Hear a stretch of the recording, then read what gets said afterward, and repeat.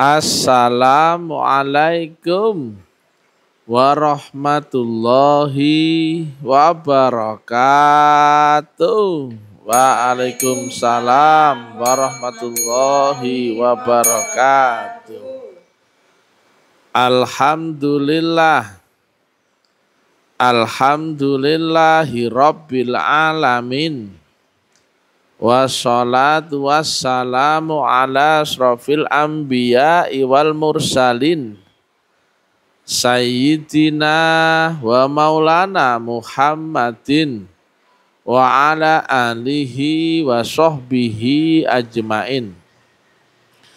Ketemu lagi dengan Mr. TM dengan uraian-uraian ilmiah tinggi tentang metodologi, metafisika, tasawuf, eksakta ilmiah. Bertempat di Kampus Taklim Ma'rifat Ablam Makassar. Judul yang kita angkat kali ini adalah memahami makna kelahiran dan kematian. Kullun nafsin dha'iqatul maut. Yang bernyawa pasti akan ada matinya. Yang bernyawa berarti ada unsur terbatasnya. Makanya ada hidup ada mati. Hidup ada batasnya. Maka yang bernyawa yang ada batasnya adalah terkena undang-undang hukum dunia. Jelas ya? Sedangkan roh di akhirat yang sifatnya kodim, yang unlimited, undefinisi, undeskripsi, ruhani itu tidak ada matinya. Maka roh tidak ada matinya, roh itu kekal. Tak berwujud, tak berhuruf, tak berwarna, tak berupa, tak bersuara, tak berjenis kelamin. Kekal karena dari Allah yang maha kekal. Roh itu suci karena datang dari si Allah yang maha suci. Lantas kenapa kita dilahirkan? Kenapa pun kita dimatikan? Siapa yang lahir? Siapa yang mati? Kutipkan sebagian rohku dan kau bersujudlah. Jadi kita sebelum turun ke dunia, terkena undang-undang dunia, roh ini disiapkan dengan kondisi khusus. Makanya ada masa jeda. Ada waktu proses adaptasi di alam kandungan. Itu suluk. Baru kemudian roh itu bisa ke dunia karena telah terkapsul ya, terkapsul dengan undang-undang jasmani. Roh itu nggak bisa masuk dunia karena roh itu mutlak, dunianya relatif. Bisa bergabung nggak antara mutlak sama relatif? Nggak mungkin. Mutlak itu enggak mungkin berhampir ketemu gabung dengan relatif. Cek rumus matematika atau fisika. Maka roh ini harus dibungkus dengan alam fata morgana. Maka roh itu memakai badan kulit jasmani. Memakai undang-undang jasmani, hukum jasmani. Maka roh itu terbungkus dengan kapsul fata morgana dunia. Roh itu kekal, roh itu mutlak. Karena datang dari yang maha mutlak. Maka mutlaknya kemudian tidak dikenali lagi menjadi pandangan fata morgana. Jadi kau di dunia menjadi relatif, padahal awalnya kau mutlak. Kan gitu ya? Nah, ada jembatan antara dunia dan akhirat. Berarti dunia dan akhirat nggak langsung loh ya, nggak langsung, ada jembatan. Jembatan itu dibikin berarti nggak langsung. Jembatan dibikin kiasnya ya ada air. Apakah langsung ketemu satu dengan yang lain? Tidak, ada jarak, betul ya? Makanya ada gini jembatannya, betul gak? Jembatan dibikin adalah karena adanya jurang dan air, betul gak? Ada bagian A, ada bagian B, betul gak? Ini ada jaraknya, betul gak? Betul gak? Itulah ya. Jadi itulah yang dipersiapkan ya. Di alam penghubung ini ada alam jarak ini. Roh untuk masuk ke dunia disiapkan di sini. Demikian juga kematian ya. Jadi roh untuk lahir di dunia dengan wujud kasar jasmani disiapkan di penghubung jarak ini, betul ya? Makanya ada manusia dikholwatkan, disulukkan di alam kandungan, betul gak? Nah demikian juga manusia, kalau dia nggak bisa pulang ke alam ruhnya, nggak terbebas ruhnya saat dia di dunia, terbebas dari dunianya, maka dia nggak bisa masuk akhirat. Begitu mati dia di mana? Di sini, di mana? Alam penghubung. Gak percaya ada lagi ayat yang lain. Seluruh doamu, ibadahmu, zikirmu, semuanya tidak akan sampai ke langit. Ngambang, gantung, kecuali bersolawat akan Nabi. Ada nggak ayatnya itu? Ada. Ya. Kenapa doamu gak bisa langsung? Ada ini, ada jarak ini, ada sempadan. Nah, demikian juga orang yang mati. Gak bisa langsung masuk akhirat. Ada adaptasi dulu. Kecuali kau telah belajar masuk akhirat saat kau di dunia, bisa masuk akhirat. Tetapi kalau kau gak pernah bisa masuk akhirat, gak pernah belajar masuk akhirat, kemudian mati, kau terjebak di alam sempadan. Di alam apa? Batas ini. Nah, seluruh pindah alam harus memakai suluk atau khalwat. Dari akhirat ke dunia mesti pakai suluk. Karena apa? Dari mutlak ke relatif gak bisa langsung. Nah sekarang dari relatif ke mutlak bisa gak langsung? Gak bisa. Kalau di matematika itu namanya limit. X per tak terhingga gak langsung sama dengan 0. Tidak. Sama dengan limit 0. Relatif kali mutlak sama dengan limit mutlak. Ada jarak adaptasi. Itulah artinya limit. Nah, inilah dia. Tetapi setiap kelahiran dan kematian pada portalnya ya, orangnya nggak tahu apa-apa. Yang merasakan itu adalah sebelum kelahiran dan setelah kelahiran. Sebelum kematian dan setelah kematian. Saat lahir nggak ada apa-apa. Saat mati nggak ada apa-apa. Kalau kita lahir, yang hebat siapa? Orang tuanya, iya enggak? Yang merasakan derita siapa? Orang tua. Kau ingat lahirmu? Enggak. Bahkan ya anak manusia ulama sama anak bajingan, sama sucinya enggak? Sama anak anjing? Sama. Kemudian kau terlahir dengan membawa catatan karmamu dahulu. Karena apa? Roh nggak ada matinya. Yang mati adalah yang bernyawa. Nah inilah ya. Sedangkan dari roh alamnya mutlak, kodim, dunia alamnya relatif baru. Itu ada jarak penghubung, ada sempadan. Demikian sulitnya ini perkara.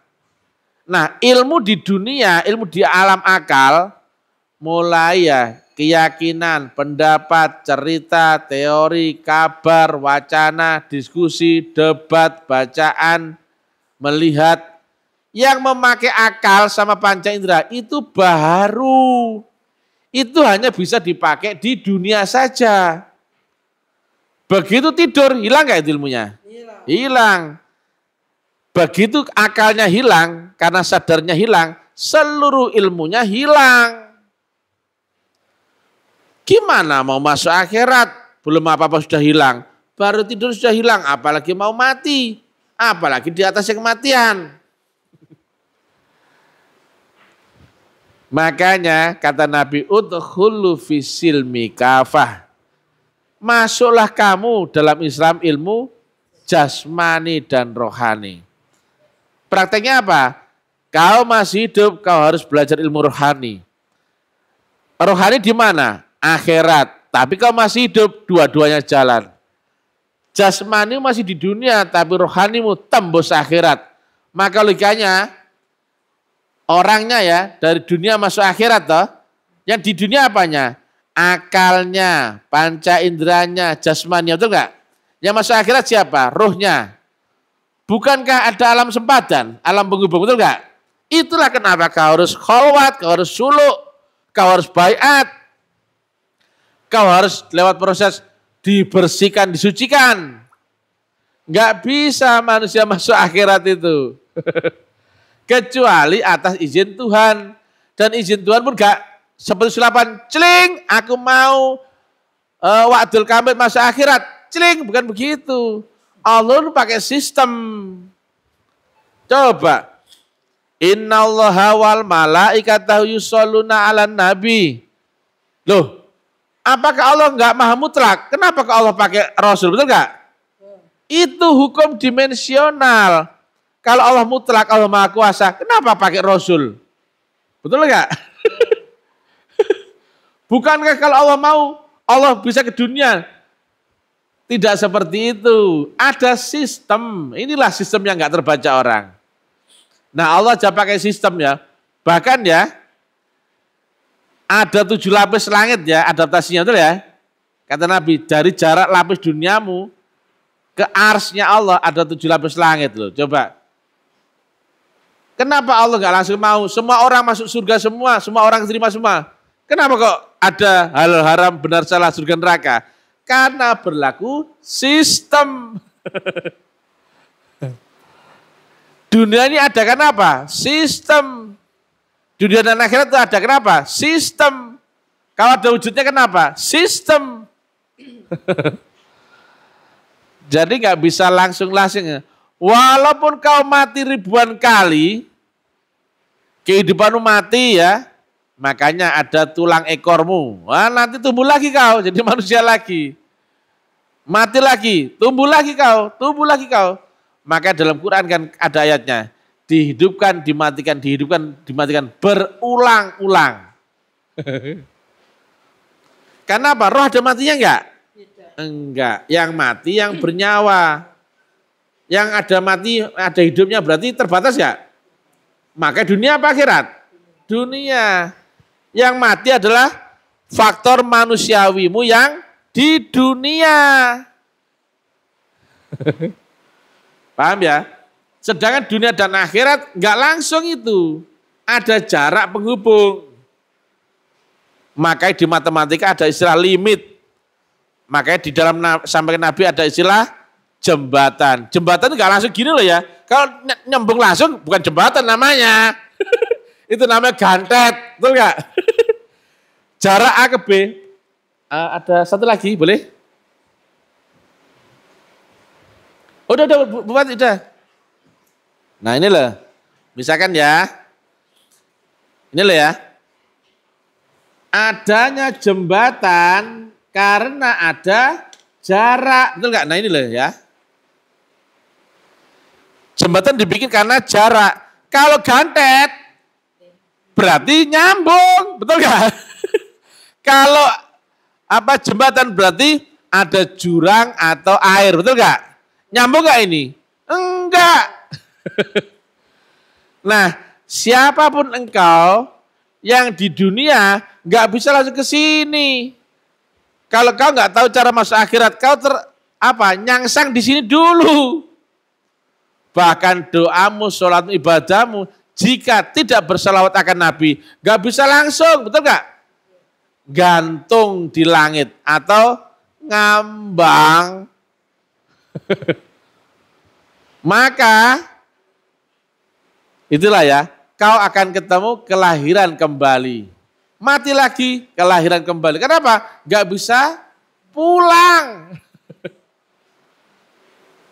Nah, berapa banyak manusia tersesat sekarang ya? Karena apa? Mengiranya akhirat itu nanti. Maka dia fokus saja sama dunia. Masalah akhirat kan nanti setelah aku mati. Keliru gak itu? Keliru. Nah ini kan contohnya ajarannya Abdul Somad. Itu ada di videonya ya. Akhirat itu nanti. Mudah-mudahan di akhirat. Walah kok mudah-mudahan. Berarti dia nggak tahu ya mana cara jalan syaratul kun untuk menembus akhirat. Gitu kok cerita agama. Ini syariat. Caranya menembus hakikat namanya tarekat.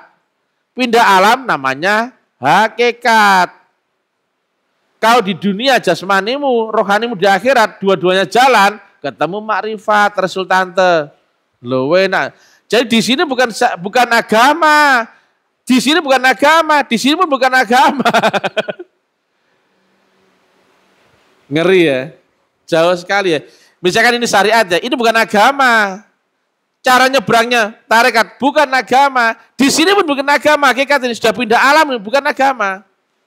Baru ketika dua-duanya jalan, ada resultante. Sumbu syariat, sumbu hakikat vertikal ada resultante. Tese, antitese, muncul sintese. Kenapa resultante disebut makrifat? Karena ada bentukan Tuhan. Tadinya kau kan menuju belajar kenal Allah, betul nggak? Contohnya ya, kau sholat kepada siapa? Allah, ya. Siapa yang kau tuju Allah? Saya tanya. Sholat itu berbalas ketika telah sampai dulu, betul nggak? Surat itu berbalas ketika sampai apa nggak sampai? Harus sampai dulu. Berzikirlah engkau akan daku, niscaya aku akan berzikir akan engkau. Pertanyaannya, zikirnya Allah akan engkau. Saat zikirmu sampai nggak sama Allah? Sampai dulu. Sholat pun demikian. Lah kau nggak tahu cara nyebrang, nggak tahu cara masuk akhirat. Kemudian kau hanya mendoa, mudah-mudahan sholatku diterima. Kan konyol. Ada pula itu ulama-ulama itu, ada banyak tuh. Ulama banyak. Mendoa amalkan ini kau akan begini-begini. Kau beginikan kau akan begini-begini. Nggak tahu menjelaskan ininya. Kan ngasih PHP itu. Banyak itu. Contohnya banyak itu ya. Buya Arazi. Banyak itu. Adi Hidayat, Abdul Somad. Ngasih gambaran-gambaran khayalan. Nah ini kan harus praktek. Kenapa kau nggak ada yang bisa menerangkan metodologinya seperti ini? Bagaimana kau bisa terhubung dan sampai akan Allah? Yang menjawab doamu kan harusnya Allah, bukan setan. Kalau asal-asalan mendoa nggak tahu rumus rukun syaratnya dan metodologinya, waduh, suratku dibalas. Padahal surat nggak pernah sampai. Lantas pertanyaannya, apakah yang menjawab itu sesuai dengan alamat yang kau tuju? Tidak, nggak pernah sampai. Kau kirim surat ke Australia misalkan. Australia dan Indonesia ada jaraknya, betul kan? Kemampuan ternyata kurirnya itu cuma pakai motor. Padahal sini sono harus nyebrang lautan, betul enggak? Nah, kemudian kau mendoa, mudah-mudahan suratku diterima kawan saya di Australia. Kemudian ada surat balasan. Alhamdulillah dibalas sama yang di Australia. Padahal suratnya nggak pernah nyebrang. Kira-kira bagaimana kira-kira? Siapa yang menjawab? Yang di Australia apa di sini? Waduh ya. Nah ternyata setan itu ada di dalam dirimu sendiri. Dia bisa mendengarkan suara hatimu. Oh aku mau kaya. Dikasih kaya. Sambil kau sholat, kau mendoa, dikiranya Tuhan. Makanya kau harus kenal dulu sama Tuhan. Biar kau tahu bedanya mana Tuhan, mana bukan. Kan gitu. Ketika kau tahu mana yang disebut topi, mana spidol, mana lonceng. Kau kan gak tertipu. Mana topi? Ini. Loh itu. Mana lonceng? Ini. Ketika ada orang lain membujukmu. Ini lo topi, ini lo lonceng. Enggak. Aku sudah kenal. Betul enggak? Aduh. Jadi ya, banyak ya manusia nggak bisa pulang ya. Kenapa? Enggak tahu jalan dan caranya. Demikian ya. Jadi dunia dan akhirat itu tidak gandeng. Gini, bukan. Bukan, ada jaraknya ya. Itulah banyak yang kesasang di sini. Jadi ketika manusianya itu mati, roh kan nggak ada matinya. Roh tetap kekal. Manusia yang mati, maka dia ada di ruang, ya bukan ya, di alam penghubung ini, di tengah-tengah ini. Makanya ngambang. Sampai kemudian ada orang tua yang dipilih Allah dengan membawa kesamaan garis takdir. Jadi kenapa kok kau lahir dari orang tuamu, bapak ibumu, kok bukan dari orang tua yang lain? Karena garis takdirnya cocok. Orang tuamu membawa karma yang cocok denganmu. Makanya kau mirip gak sama muka orang tuamu? Mirip. Kau membawa gak sifat orang tuamu? Iya. Kalau orang tuamu kaya, kau ikut kaya? Iya. Paham ya? Kenapa kau lahir kok jadi anaknya orang tuamu? Kok bukan kemudian dilahirkan ibumu kemudian kau jadi anaknya orang lain? Karena garis takdirmu itu mempunyai kemiripan karma yang cocok. Sehingga orang tuamu dipilih Tuhan untuk melahirkanmu kembali ke dunia. Demikian berulang-ulang. Makanya nggak usah ngomong jeru-jeru perkara syariat. Jangan bahas teori, gak akan ada habisnya. Kita bahas teori di dunia itu untuk dipraktekkan. Sekarang satu sudah gak ada yang ngerti. Sholat, kalau tahu ya tahu ternyata betapa disiplinnya sulit tadi. Sholatmu di dunia, zikirmu di dunia, ibadahmu di dunia. Bagaimana cara untuk nyebrang sampai Tuhanmu? Enggak ada yang menerangkan. Betul gak Bu Hati? Aduh. Gitu protes sama Ustaz M. Makanya tak bilang kau itu goblok. Itu aja sudah mending loh. Kau goblok tapi ngeyel. Kamu gobloknya goblok. Goblokmu 2 kali. Jahiliyah. Zaman diturunkan Nabi Rasul adalah zaman jahiliyah. Itu pasti. Berarti zaman gobloknya goblok. Sudah goblok sesat. Ngeyel. Makanya coba ya. Seluruh Rasul dimusuhi gak sama umatnya saat itu? Semua dimusuhi. Karena apa? Goblok sesat, ngeyel, protes saya, enggak?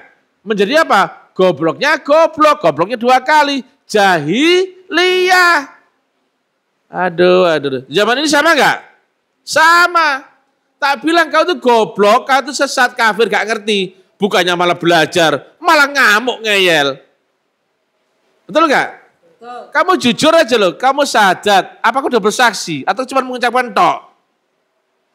Omonganmu sama praktekmu gak cocok loh. Gitu ngeyel. Assalamualaikum warahmatullahi wabarakatuh. Waalaikumsalam warahmatullahi wabarakatuh.